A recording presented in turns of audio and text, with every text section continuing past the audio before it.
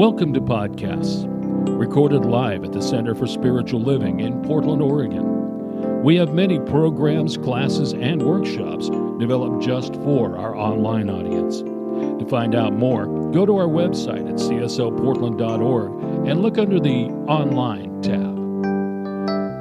Our mission is to open hearts, ignite minds, and make a difference. If you'd like to support our center and its video podcast, you can donate online at cslportland.org/donate. Allow us to become part of your extended spiritual community. Wherever you are on your spiritual journey, you are most welcome at the Center for Spiritual Living.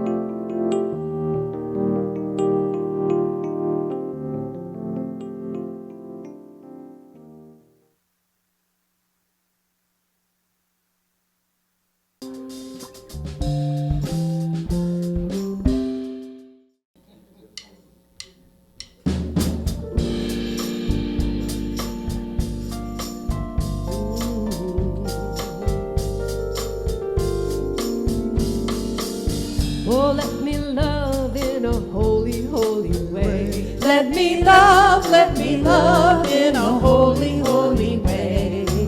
Oh, let me love in a holy, holy way. Let me love in a holy, holy way. Oh, let me know that love is all around. Let me know that love is all around. Oh, let me know that love is all around. Let me know that love is all around. Oh, let me love in a holy, holy way. Oh, let me love in a holy, holy way. Oh, let me love in a holy, holy way. Oh, let me love in a holy, holy way. Oh, let me live in a holy, holy way. Let me live in a holy, holy way. Oh, let me learn from all the ways I fall. Let me learn from all the ways I fall. Oh, let me know that love can heal us all. Let me know that love can heal us all. Oh, let me walk each day a little wiser. Let me walk each day a little wiser. Oh, let me love in a holy, holy way. Oh, let me love in a holy, holy way. Oh, let me live in a holy, holy way. Oh, let me live in a holy, holy way. Oh, let me love in a holy, holy way. Let me love in a holy, holy way.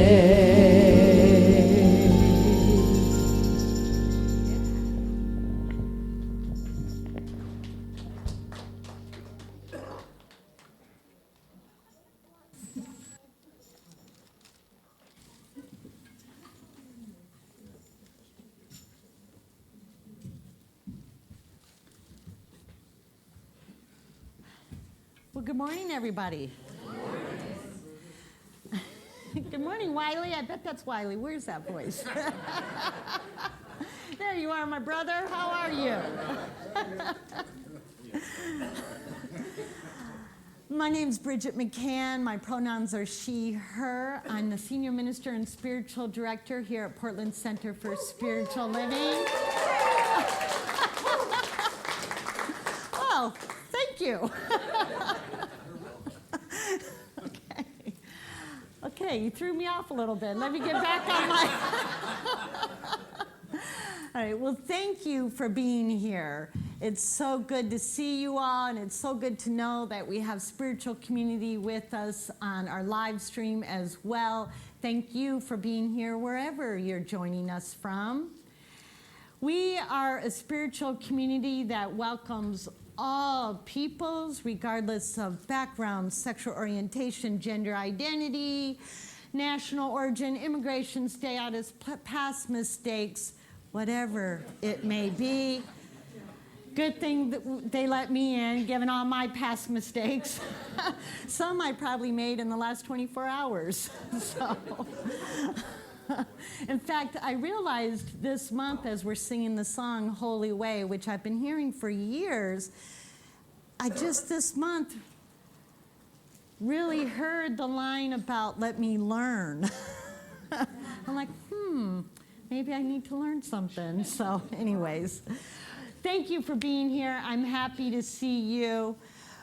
I am going to turn it over at this point to our licensed practitioner, Nancy Ashley, to get us started with a few announcements and then get us centered in prayer, followed by music and a brief silence. Thank you. Is this on? Yeah, okay. So, welcome to the Portland Center. My name is Nancy Ashley, licensed practitioner here. Pronouns are she and her. And it is my honor to welcome you.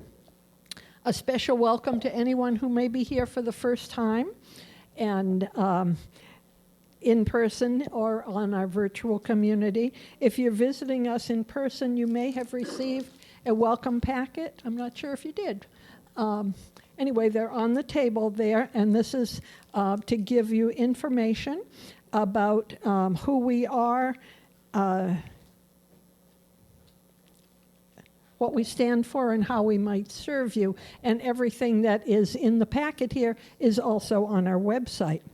So CSLportland.org is our website. On the About Us tab, information about who we are, what we stand for, and how we might serve you. If you like, you can welcome to ask questions of our minister, Reverend Bridget, in person after the service, or by email on our website. You can sign up on our website for weekly emails that detail everything that's going on here. Comes out on Tuesday, and I highly recommend it. Gives you the Zoom link and everything that you need to know about what's happening here. And you also get a free gift on your birthday, which is a birthday card, which are in the back there if you're having a birthday. And it gives you a free 1-hour practitioner session. And please use the cards when you get them. So a few announcements here today. Our Wednesday night meditation, which is part of the Season for Peace and Nonviolence, is led by Kate Barrett, practitioner emeritus. This week, wisdom is the reward for learning, and that is something from Thich Nhat Hanh. We also we had an announcement last week from Rick, who is our board president, that you can apply for being on the board of directors for PCSL by March 1st, and all of the information and application is on our website. A few flyers in your program. We're doing the bottle drop again, and the bags are in the back by the coat rack there. But these are for Oregon bottles. If you paid your dime in Washington, we don't get it. So this is for Oregon bottle drop, but we appreciate any that are turned in, and I think Jason is still doing that. Who is? Oh, okay. Okay. Also, flyer for coming up in a month, the spring equinox Sacred Sounds service, which is one that licensed practitioners Sean Larkin and Catherine Richer do with LaRonda as part of the spring equinox. So put that on your calendar for what day of the week is that? Friday, March 21st. And we have some educational programs coming up, but not until April, so we'll hear more about that soon. We have licensed practitioners on High Watch today. Nadine Moeller, Kathy Batten is on the virtual one, and our new program after service, Doc Wilson will be on Zoom to do the prayer part of that. The practitioners are holding a sacred container of consciousness in the sanctuary and for our virtual community participating virtually. And our special music today is, of course, by our own music director, Lauri Jones, and our fabulous Friends Band. Yay! Today's message is The Power of Sabbath by our own Reverend Bridget, and flowers are courtesy of Kat Jacobs today.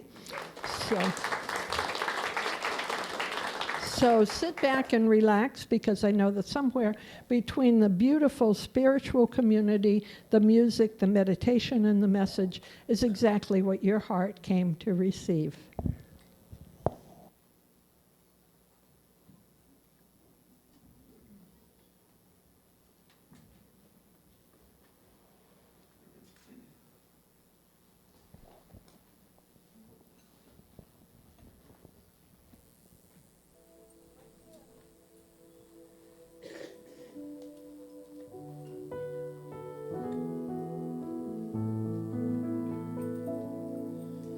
Peace, peace, peace be still. Peace, oh peace be still. Peace, peace, peace be still. Peace, oh peace be still.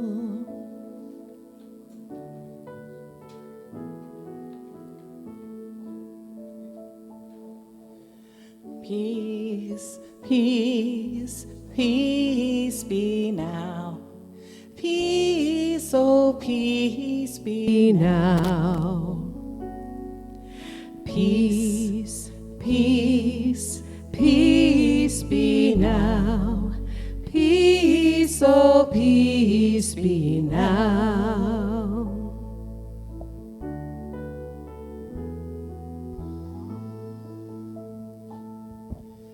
Peace, peace, peace be ours. Peace, oh peace be ours. Peace, peace, peace be ours. Peace, oh peace be ours.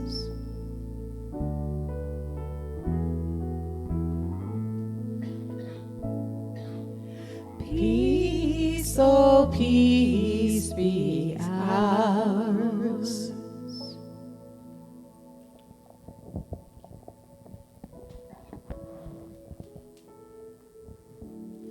And so we just breathe in that consciousness, the oneness, the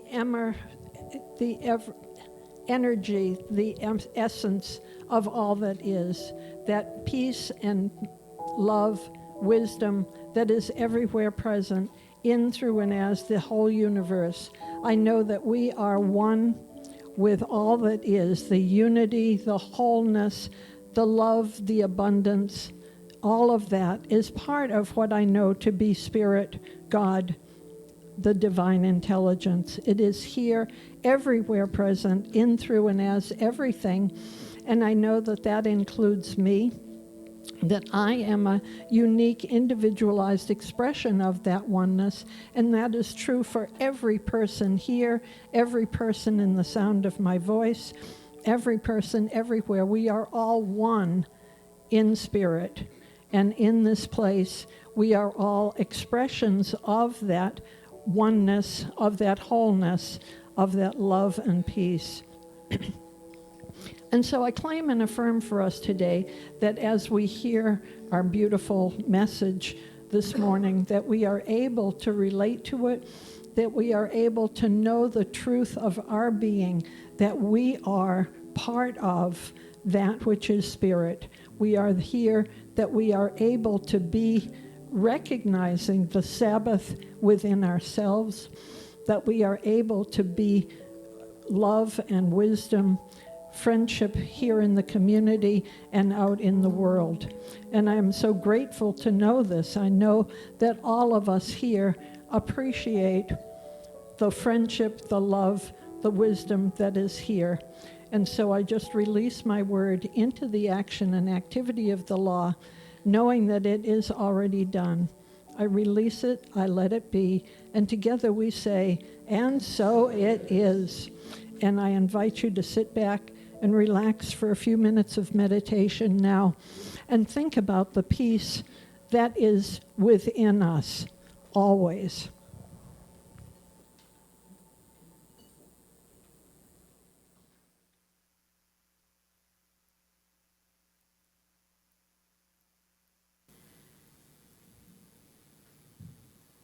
So I've been thinking a lot lately about how I really miss the 20th century.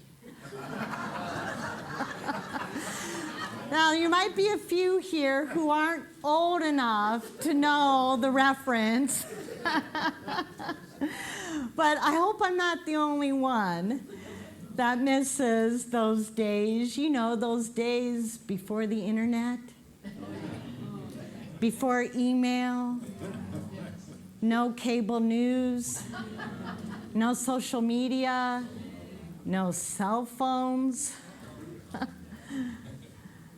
Man, I miss those days. Right?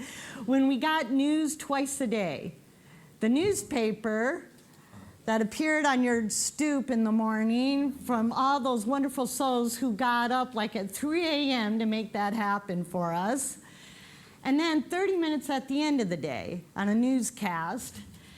And in between and overnight, we had time to process and think about it and decide for ourselves what we thought about the day's news. I really missed the Sunday newspaper, which I'm aware I could still get if I wanted to, but I would spend hours. But the key was I got to choose what news I consumed from the Sunday newspaper and could skip over the stuff I didn't really care about. And I got a lot deeper story than 30 seconds. Man, I really missed those slow days. Because today there's so much information so fast.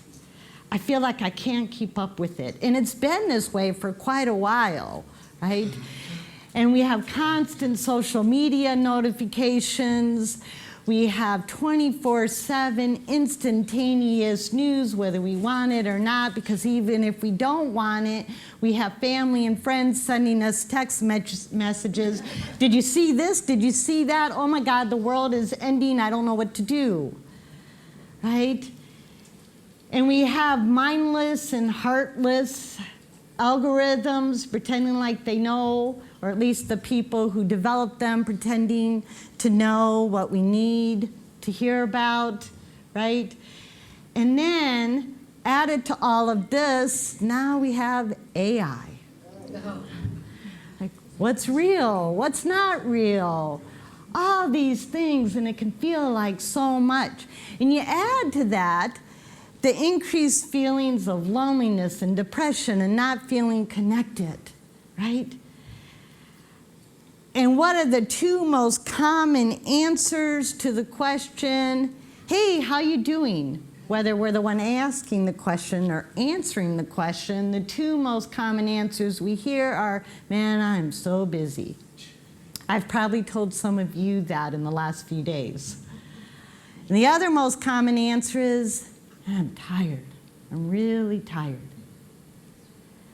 And studies show us that the signs of being dangerously tired are irritability, getting stuck in anger or sadness, pursuing escapist behaviors such as drinking too much, or the one I'm guilty of, binge watching, right?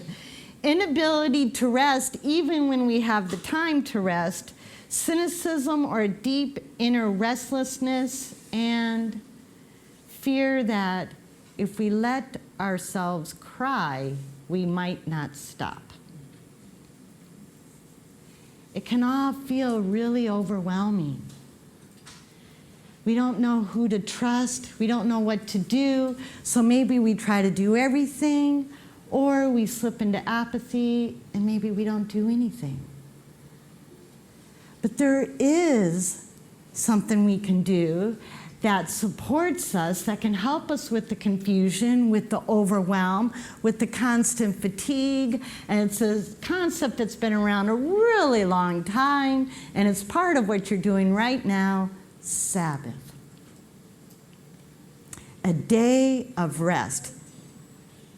Now, obviously, if you're here in the sanctuary, you're here with us in our virtual community space, you know the power of Sabbath. But I want to take a little bit of time today to go a little deeper with what it means and a little bit about what it's not, all right? Marva J. Dawn, a Christian theologian and author, wrote, "Sabbath ceasing means to cease not only from work itself, but also from the need to accomplish and be productive, from the worry and tension that accompany our modern criteria of efficiency, from our efforts to be in control, from our possessiveness and our enculturation, and finally, from the humdrum and meaninglessness that result when life is pursued without God at the center of it all." This idea of Sabbath, of course, exists in many, many faith traditions throughout the ages. Sacred day with no work, where we place the great thing itself at the center of our attention. And it expresses or looks different in different faith traditions. In Judaism, it's from Friday evening to Saturday evening. There's no work, there's no chores. Many of our Jewish friends even prepare their Sabbath meals the day ahead of time. It's a time of family togetherness. In Christianity and the Latter-day Saints or the Mormon Church, Sunday is set aside as a day of worship for religious study and family. And in Islam, they don't have strictly what we might think of as a Sabbath, but boy, do they place a lot of importance on coming together in community to pray on Friday afternoons. And our Muslim friends, just next weekend, will start the holy month of Ramadan, a whole month of what could be considered Sabbath, where our Muslim friends fast, the opposite, they fast from dawn to dusk. And here's the thing, they don't just fast from food and drink. They fast from negative emotions. They fast from harmful behaviors like smoking and gossip and talking badly about other people. A whole month of fasting, a whole month when they, in addition, they pray 5 times a day, every day. They have like 5 mini Sabbaths every day.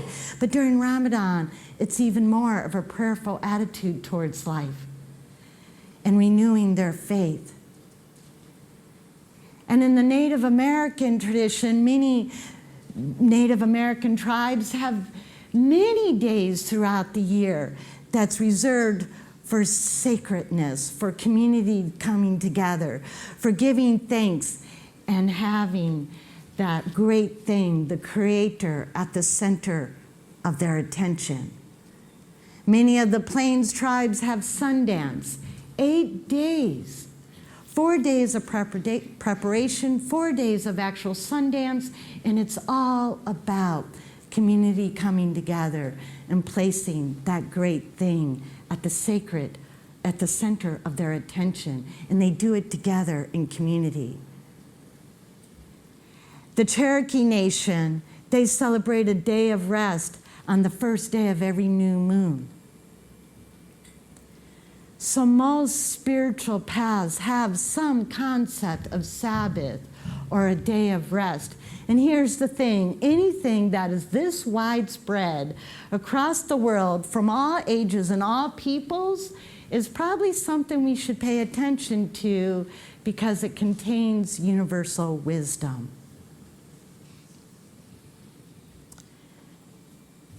Sabbath is often thought of as a day of worship, right?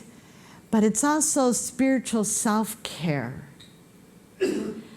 It's time spent reconnecting with that divine presence in whatever way is meaningful for us. Obviously, this is part of it, spiritual community, but you might also, for some people, it's spiritual reading, time outdoors. When I was young, even when I claimed to be an atheist and didn't believe in God, I knew that it thing existed for me in nature. I'm sure I got that from my parents, who were both great nature lovers. From my dad getting me up at 3 a.m. to go fishing. I thank him for that, because there's something sacred in launching the boat at sunrise with my father and doing it without any words as we could watch the sunrise together. That is sacred. It's also a day when we remember we are not our work. We are not what we do. We are not what we produce. It's a day to let go of the shoulds and the have-tos and the oughts. And it's a day when we look to those things that have a higher priority. Those things, like I said, that are sacred. Spirit is sacred. Family is sacred. Community is sacred. And we, each and every one of us, is sacred. And we get to take care of ourselves. Barbara Brown Taylor, an Episcopal priest, wrote, "At least one day in every 7, pull off the road and park the car in the garage. Close the door to the tool shed and turn off the computer. Stay home, not because you are sick, but because you are well. Talk someone you love into being well with you. Take a nap, a walk, an hour for lunch. Test the premise that you are worth more than you can produce.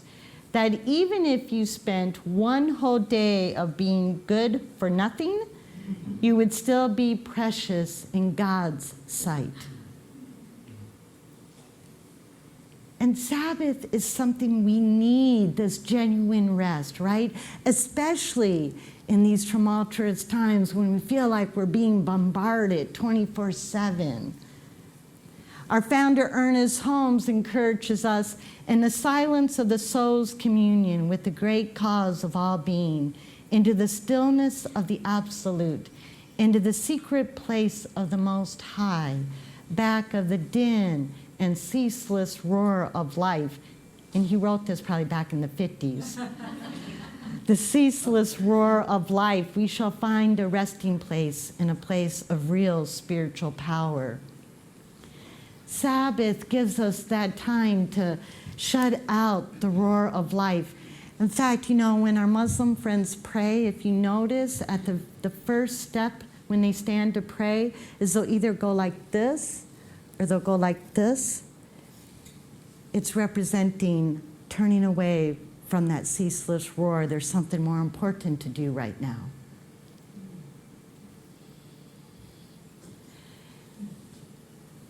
Jesus, one day, he was on the Sabbath, he was walking through a wheat field with his disciples, and some of the disciples were kind of casually, pulling off the heads of the wheat as they walked through, probably like many of us have done with grass as we walk by. And one of the Pharisees rebuked them, like, "How dare you do this on the Sabbath when we're not supposed to work?"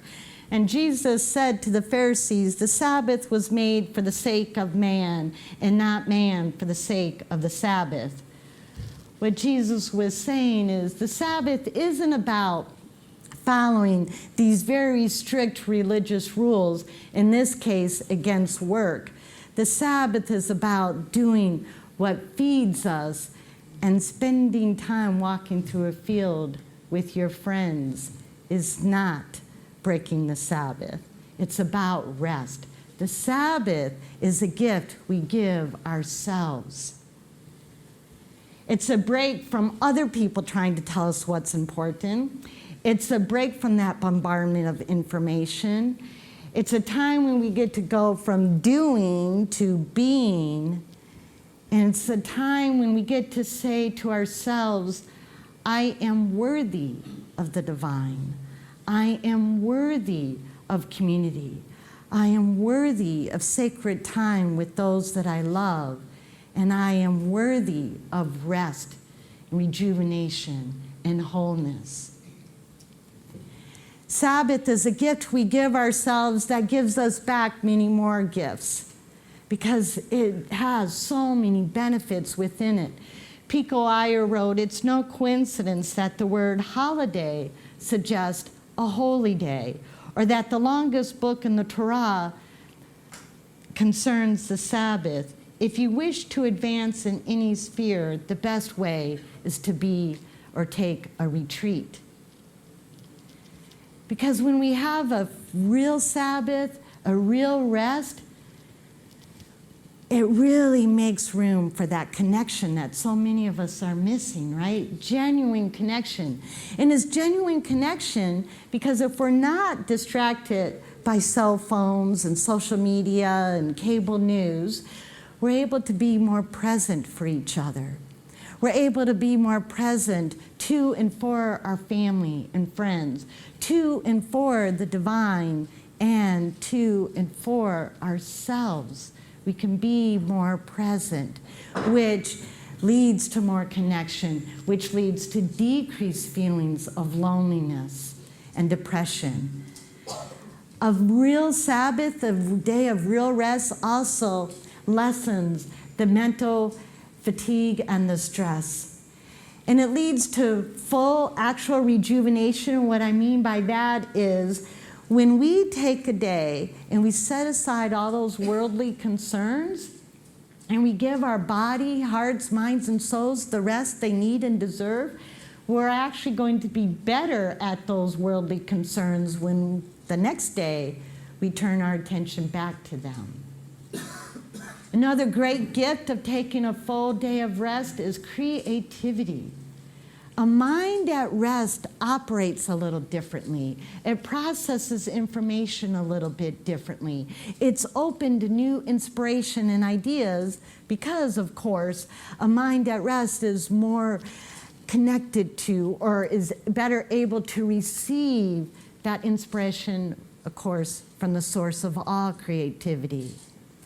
A mind at rest or a relaxed mind does more open and what's called associative thinking, which is great for problem solving and creative breakthroughs.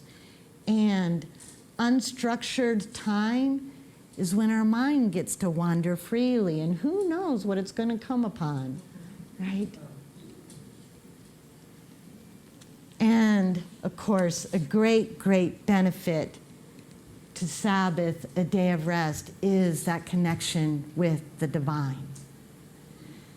In December, I chose a word for this community for the year, and that word is rest. If you're not familiar with these, our wonderful volunteers, Debbie and Susan, make a whole bunch of these. I'm not sure how many, but a whole bunch, every December. And they asked me to choose one on behalf of you, on behalf of this community for the year. And the one I happened to choose is rest. And the quote on the back is, "Be still and know that I am God," from the book of Psalms. And it is on Sabbath that we're best able to be still and know, because we need to be still to know the great I am. We need to be still to know I am God, to know that I am life, to know life in general, and to know the I amness of each one of us. It's a time to be still and know I am peace, I am joy, I am beauty, I am wisdom, I am strength, I am abundance, I am all these things. So that is perhaps, of course, the biggest benefit from Sabbath. So now I've alluded a little bit to what Sabbath is. It's not work. It's a day we set aside work, but let's be clear, that includes not giving our mental attention and energy to work. It means really unplugging from work.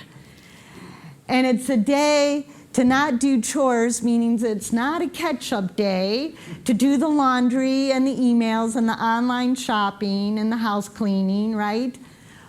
And I've also alluded to this is a really good day to unplug. I mean, totally unplug, right? No TV, no cell phones, no social media, no news, all those things, right? I know it's hard. I think the only time I've achieved this so far is when I've gone camping and I'm out of cell range. It's like enforced Sabbath, which is really good for me because that's my favorite range, is out of cell range. But also to do Sabbath, we need to set boundaries and stick by them. It can include spiritual practice. In addition to this, it might be studying another faith path. For years, every Christmas Eve, believe it or not, I don't know how this came about, I read the Bhagavad Gita, which has absolutely nothing to do with Christianity, but that's what I did for a long time. It's a day to breathe, like I said, to be still. It's a day to have quality time, to take a nap. So I have a couple suggestions on how we can bring Sabbath or a full day of rest into our lives. Do just that. Take a full day of rest, 1 day a month. 1 day a month where you try to give yourself rest and be unplugged. And then if you're successful 1 day a month, try to increase it to 1 day a week. Another way to do this, or at least bring a little more of this into our lives, is be inspired by our Muslim friends and pray 5 times a day for a whole week. In fact, I would encourage you to use a Muslim prayer app, and it will call you to prayer 5 times a day. Be warned, it will be very early, the first one. You know, dawn is early. Just be glad it's not June, okay? Or make for yourself an at-home mini retreat, a half day or day, or even 2 whole days where you're unplugged, you pray 5 times a day, or you're engaged in a spiritual practice, you maybe meditate several times a day, whatever feels like Sabbath for you, where you're fully focused on friends and family, all those things that are sacred. In fact, I'm giving myself a mini retreat on March 14th and 15th, what I call, I've been doing this for several years too, mini Ramadan, where I am going to get up early on the 14th and 15th of March. And I will have a very big breakfast and lots of water, and then I will pray. And I will let my phone call me to prayer 5 times. And then I will break fast after the evening prayer. So that will be for me on March 14th and 15th, and perhaps it will inspire some of you. So, the power of Sabbath is placing what is sacred for a whole day at the center of our attention. The divine and the divine within. The sacred, which includes ourselves, the divine, and also our family and friends. So give yourself the gift of Sabbath, a day of rest, a whole day of being good for nothing. You need it. You deserve it. You are worthy, and God wants to spend time with you. So we are going to spend a few moments now. This is the time in the service when I very often pray, but we're going to spend a couple minutes doing a little spiritual practice together. And that's why I don't usually have my phone here. Especially, I find it ironic. I have my phone when I just encourage you to unplug. I get it, okay? But it's how I get to play music for us. All right, so we are going to spend a couple moments and some silence here with a little bit of chanting in the background. And what I encourage us to do is to be inspired by this, be still and know that I am God. And during this few moments, just say to yourself in your own mind, or maybe you could think of it as in your own heart, be still and know that I am, and then fill in whatever you want. I am God, I am love, I am peace. Whatever you feel like whatever you want to feel in this moment. And just say it periodically to yourself in silence. All right, so we will begin.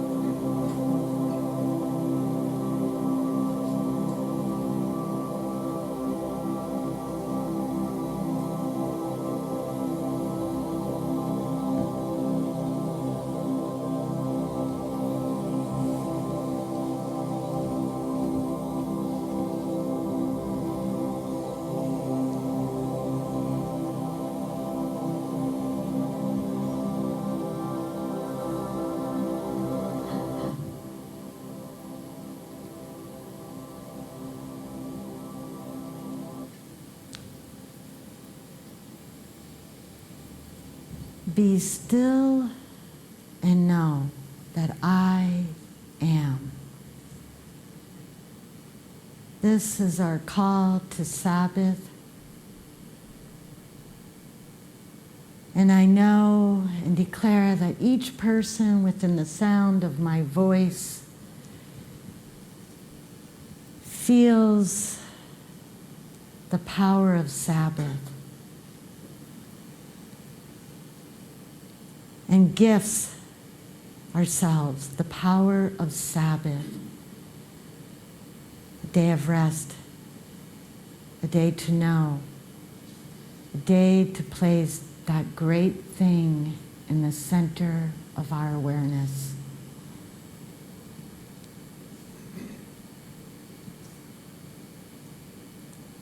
I declare it. I know it. I release it. And on behalf of everyone within the sound of my voice, I let it go and let it be. And so it is. So it is.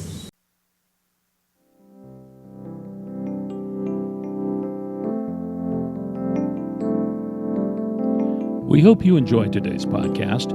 If you happen to be in the Portland, Oregon area, we'd love to have you visit in person. The Portland Center for Spiritual Living is located at 6211 Northeast Martin Luther King Jr. Boulevard.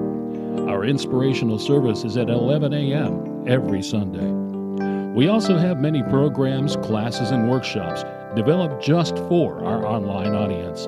To find out more, go to our website at cslportland.org and look under the Online tab.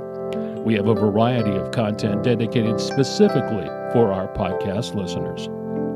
Our mission is to open hearts, ignite minds, and make a difference. If you'd like to support our center and its podcasts, you can donate online at cslportland.org/donate. Our website is also the place to learn more about what's going on at the center or to contact us. Allow us to become part of your extended spiritual community. Wherever you are in your spiritual journey, you are most welcome at the Center for Spiritual Living.